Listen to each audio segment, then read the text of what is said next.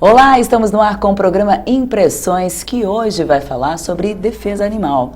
Agora, uma questão que parece simples, mas eu vou perguntar para você aí de casa. Você sabia que maltratar animais é crime? Pois é, existe uma lei, apesar de muita gente desconhecer, de crimes ambientais, 9.605 de 98, que determina a pena de detenção de 3 meses a 1 ano, mais multa para quem praticar ato de abuso, maus tratos, ferir ou mutilar animais. O termo abandono não está no artigo, mas, segundo a Polícia Militar Ambiental, é uma condicionante de maus tratos, o que também caracteriza crime. Por que eu vou falar isso? Porque os nossos entrevistados também têm vários projetos relacionados a maus tratos animais, a defesa animal, e é sobre isso que a gente vai falar hoje. As minhas convidadas são a vereadora Maria da Graça, do PMDB, e também Gioconda Dalsasso, ela que é militante da causa animal, também advogada, né? Eu queria primeiramente agradecer a presença das duas e começar já falando isso. Parece besteira, vereadora, mas tem muita gente que desconhece que maltratar animal é crime, né? Exatamente. Essa lei citada de 1998 não foi a primeira. Os animais já existem no universo jurídico brasileiro desde 1934, da época do presidente Getúlio Vargas, sendo dessa época uma das melhores, mais completas e mais explícitas leis que nós temos de defesa dos animais. Você falava nos bastidores, vereadora, a senhora falava nos bastidores que conhece a Gioconda e que ela já é militante de muitos anos, desde pequenininha, né? É isso, Gioconda? É isso, eu conheci a vereadora quando ela era presidente de uma ONG, né, a Sociedade Amigos dos Animais, e na época nem existia ainda um órgão público, né, do município que fizesse política pública voltada aos animais, né? Então éramos todas protetoras voluntárias, independentes, né, e fazendo as ações como dava, né, de feirinha, enfim. E foi lá que eu tive o prazer de conhecer a vereadora e desde lá a gente está nessa batalha. E desde esse tempo todo, sua gestão agora como vereadora, a bandeira é essa, né? Mostrar a importância da defesa animal como um ser humano, né? Não, exatamente, porque alguém tem que cuidar desses seres que são nossos colegas de jornada nesse planeta, né? São seres vivos. Somos todos irmãos no Criador, né? Então, uma das coisas que eu não entendo é que certas pessoas que são religiosas e que vão à igreja e coisas assim, têm essa tendência assim mais místicas, não entendem isso. Então, o ser humano, os animais, nada. Então, contra essa ideia errônea, equivocada, é que a gente também trabalha. Porque existe uma frase que eu gosto muito, que é de Albert Schweitzer, um médico ganhador do Prêmio Nobel da Paz de 1956, que ele diz assim: o dia que o homem aprender a amar, a respeitar o menor ser da criação, seja animal ou vegetal, não precisaremos ensinar a amar e respeitar o seu semelhante. Exatamente isso. Gioconda, como é que é o seu trabalho diariamente, né? E em que você está atuante aí na questão de defesa animal? Além de hoje trabalhar com a vereadora, né, no gabinete, então, elaborando, né, ideias para melhora da gestão das políticas públicas, né, em prol dos animais, eu também atuo de forma independente como voluntária, né, resgatando animais e, enfim, fazendo um trabalho mais também de conscientização, né, com relação ao controle populacional, castração, que é extremamente importante e que é basicamente o foco, né, do trabalho hoje em dia da proteção animal, né, que é através da castração que a gente vai conseguir minimizar o sofrimento de toda essa superpopulação que a gente consegue ver hoje nas ruas da cidade e do país todo, né? Agora, paralelo a isso, tem os projetos, você auxilia, como acabou de mencionar, e é sobre isso que a gente vai falar agora, os projetos que estão tramitando aí, que são de sua autoria, né, vereadora? Eu queria falar especificamente sobre o projeto 16.984, que é a de soltura dos fogos de artifício, né? Também é um fato que as pessoas fazem, né, acabam não pensando, né, uma forma de comemoração, mas os animais são um dos maiores prejudicados, né? Os animais também. Digamos assim, que essa é uma demanda já antiga da causa animal, mas também de muitas pessoas que não tem nada a ver com a causa. Porque essa prática de fogos, ela é nociva ela tem várias vertentes. que ela pode ser nociva. Em primeiro lugar, para o próprio homem. Então, basta a gente ver todos os casos que acontecem, não só no mundo, mas aqui perto de nós. Um deles, o clássico, é o que aconteceu na Boate Kiss, em Santa Maria, Rio Grande do Sul. 252 mortos. Aqui em Florianópolis, outro exemplo que eu me lembro agora, é o seu Ivo, não me lembro o sobrenome, que estava desmontando os fogos na balsa no dia seguinte e um explodiu na mão dele, né? Sim. Então, não cabe aqui citar todos os exemplos, são muitos, e eu entrei fundo no estudo desse projeto, porque quando eu apresento um projeto, ele vai muito seguro, ele vai estudado até as últimas consequências. E aí eu acabei descobrindo que ele é nocivo para o homem, muito nocivo para os animais, que eles têm uma sensibilidade auditiva muito maior e eles ficam desorientados e nesse desespero por fugir, eles se perdem, eles são atropelados, eles saltam de janelas de um edifício, se enforcam na própria corrente, se batem contra uma porta de vidro. Eu estou anexando fotos disso aí tudo, porque o nosso projeto ele vai atrás dos dados, né? Ele só não pega assim na internet. E casos próximos a nós. E também o meio ambiente. O meio ambiente é muito, muito prejudicado, porque vocês imaginem que os fogos geralmente eles são feitos e a festa ocorre com essas balsas no mar. Então, soltam os fogos, aquele papelão, que é o invólucro dos fogos, ele volta à praia no dia seguinte, aparece tudo na beira da praia. Mas o conteúdo tóxico fica no mar. Então eu fui atrás e eu vi que a cor verde ela é feita com o bário, que é um produto químico altamente tóxico. Ele é usado também para matar ratos, que dá problemas de coração. E esse não é o único. As outras cores, para chegar às outras cores, são usadas componentes metálicos de toxicidade muito maior e prejuízo muito maior, porque eles tendem a se biomagnificar na corrente alimentar, na cadeia alimentar, ou seja, um peixe come outro, come outro, come outro, até que o humano come. Então, são de alta toxicidade. E também houve um caso em Arkansas, na época do Réveillon, nos Estados Unidos, e que morreram 5.000 pássaros com as explosões do Réveillon. Então temos uma foto, os animaizinhos todos mortos ali na estrada. E outras coisas assim também.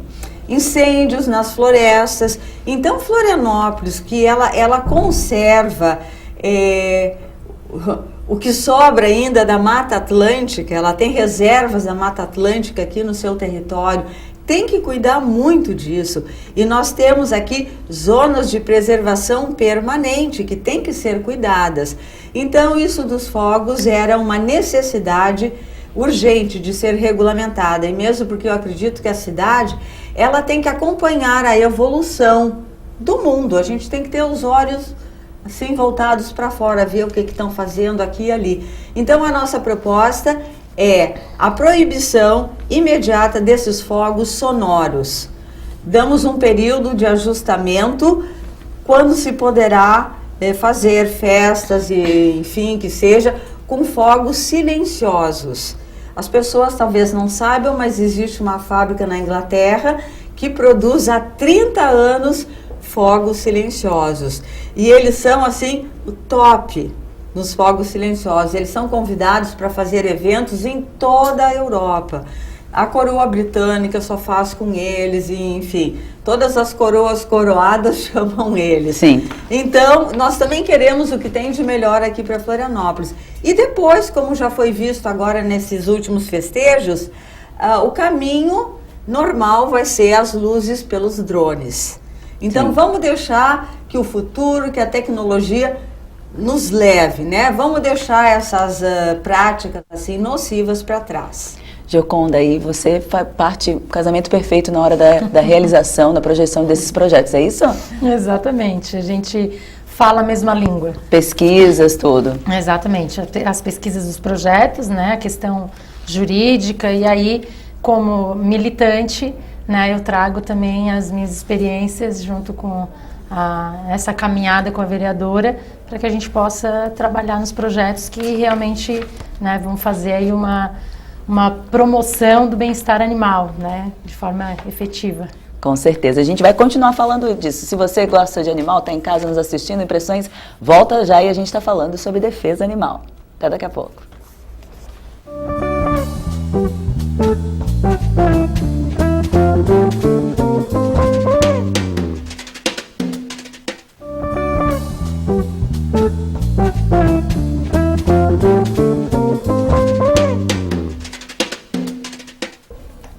Estamos de volta com o programa Impressões, que está falando sobre leis que defendem aí os animais, né? E para falar sobre esse assunto, eu estou aqui com a vereadora Maria da Graça, do PMDB, e também com a Gioconda Dalsasso, ela que é advogada e militante da causa animal. Bom, no primeiro bloco a gente falou um pouquinho sobre a importância do cuidado animal, né? Sobre a importância de se ver os direitos também que eles têm, né? E falamos sobre um dos projetos de autoria da vereadora, que proíbe a soltura dos fogos de artifício e rojões com efeitos sonoros. Aí a senhora deu uma aula para a gente falando sobre, inclusive, países que têm aí, né, fogos de artifício sem som, enfim. Mas a gente vai continuar falando sobre esses projetos para quem está em casa e gosta de animal e defende também é militante, conhecer um pouquinho. E um desses projetos, ele dispõe sobre a obrigatoriedade de venda animal vivo, né, mediante atestado veterinário. Principalmente para as agropecuárias, é isso, vereadora? Então assim, essa era uma outra demanda antiga da causa animal, digamos assim, dos protetores, que passam no local onde vê assim gaiolas vendendo montes de animais, diversas espécies, coelho, muito comum aqui em Florianópolis. É muito, muito comum. E esses animais estão ali, todos juntos, às vezes no sol, no calor, na sujeira, sem nenhum tipo de cuidado, controle.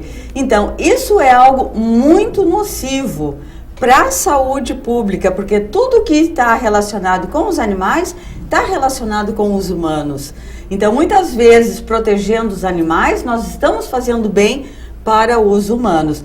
Por quê? Nós estivemos estudando as legislações nessas agropecuárias, elas são fiscalizadas. Por exemplo, a vigilância sanitária, ela vai fiscalizar o ambiente. Se o ambiente está limpo, etc. O Ministério da Agricultura fiscaliza o alimento que ele vende em ração, fiscaliza também o remédio, e esses animais ninguém fiscaliza. Então o ambiente está limpo, a medicação e o alimento está em dia e o animal está doente na gaiola. E a pessoa vai e compra.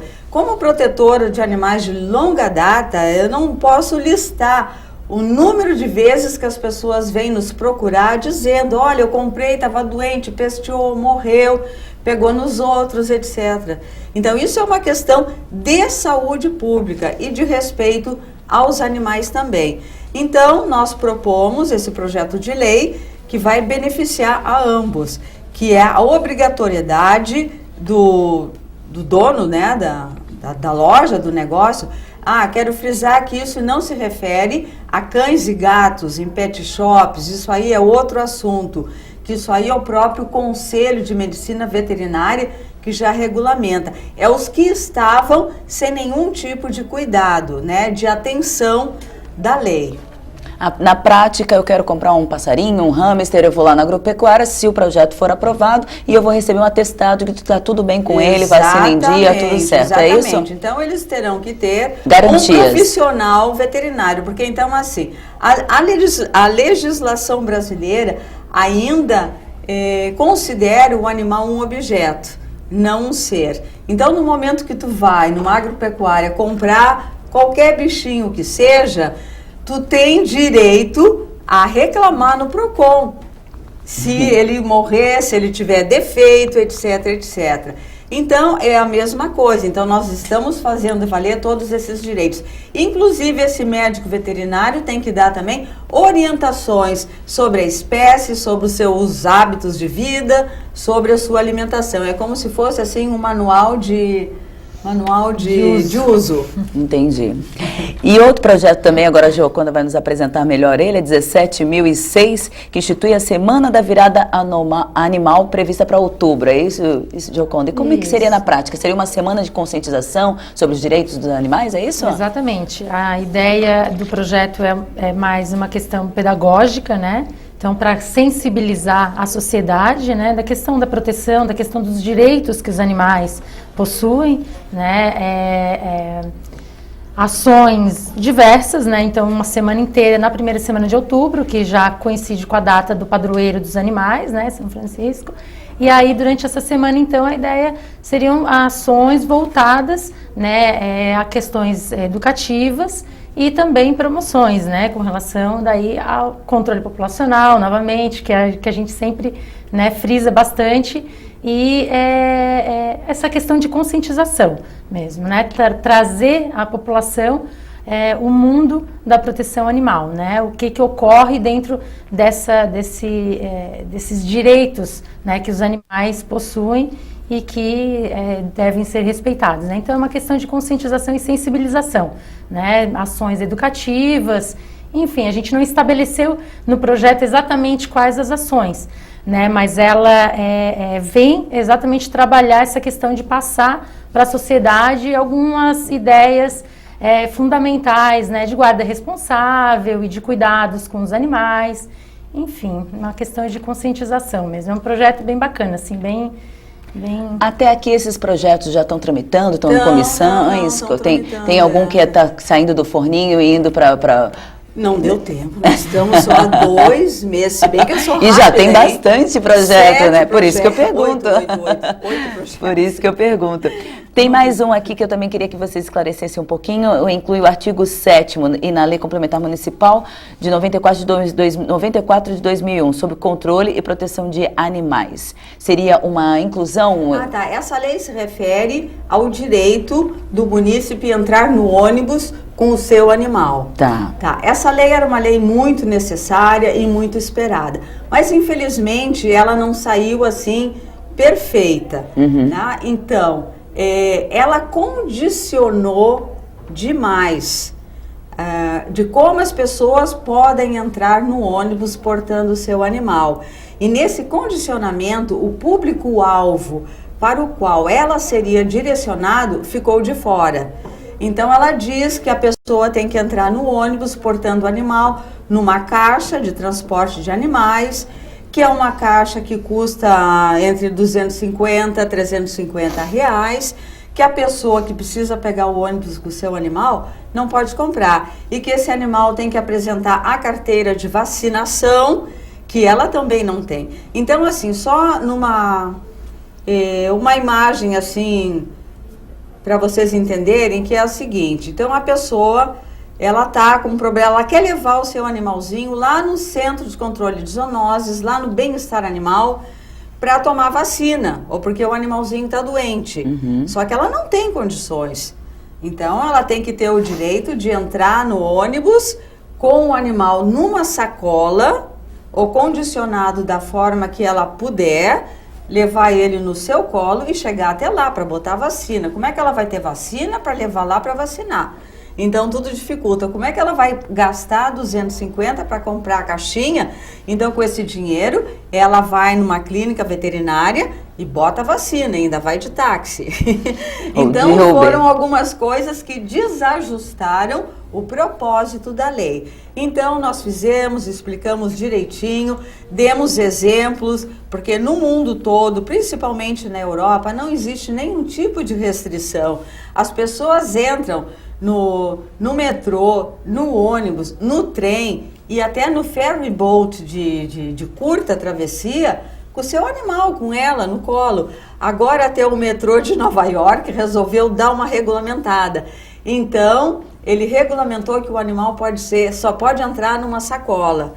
Então, tem até acho que fotos, né, na internet. Então, eles fizeram uma matéria com esses animais, né, com os usuários do metrô. Sim. É muito divertido, porque cada um bota na sacolinha que tem. Sim. Né? Então, tem que facilitar. Porque cada obstáculo é um incentivo para que a pessoa acabe abandonando o animal. Sim. E nós não queremos, nós queremos facilitar. Então ele, na verdade, é um complemento já de um projeto que foi feito pelo vereador Thiago, já aprovado. Ele está aperfeiçoando para tornar útil. Toda a luta, quando é em conjunto, né? É muito bem-vinda. E também tem aí a questão do projeto de lei 1620, que altera e acrescenta dispositivos. Tem a questão dos espaços específicos para cães, que é o 16.999, e tem o desconto no IPTU para quem adotar animais do canil municipal, que é do executivo, mas que vocês também estão incorporando, é isso? Fala um pouquinho dos dois aí pra gente. Nós elaboramos esse projeto, porque eu acho que todo mundo dá incentivo para tudo, porque não dá também para adoção dos animais do canil municipal, que vive lotado, né? Recolhe muito mais do que doa. Então, nós fizemos um estudo do custo, de quanto custa um animal que vive lá no canil durante um ano. Então, assim, é muito mais caro do que um desconto que porventura se dê 5%, 10% no IPTU. Como é de iniciativa do Executivo, nós elaboramos e encaminhamos para o Executivo passar. E o lugar para cães é também sempre seguindo os passos dos países mais adiantados. Nós queremos que seja autorizado todos os espaços públicos terem um local reservado para o encontro de cães seguros, que seja deles, que seja permitido. Tá certo, e a gente agradece a participação de vocês, que todos os projetos sejam aprovados e que a gente tenha aí uma ajuda a mais em defesa dos animais. Se você estiver em casa, quiser informações ou quiser denunciar algum tipo de abuso aos animais, 190 Polícia Militar ou Guarda Municipal, e também tem, me corrija se eu estiver errada, vereadora, informações aí sobre adoção, se você quiser adotar um bichinho, no 48-3234-5677. Vou falar novamente, 48-3234-5677. A gente volta numa próxima edição com muito mais informações da cidade para você. Até lá!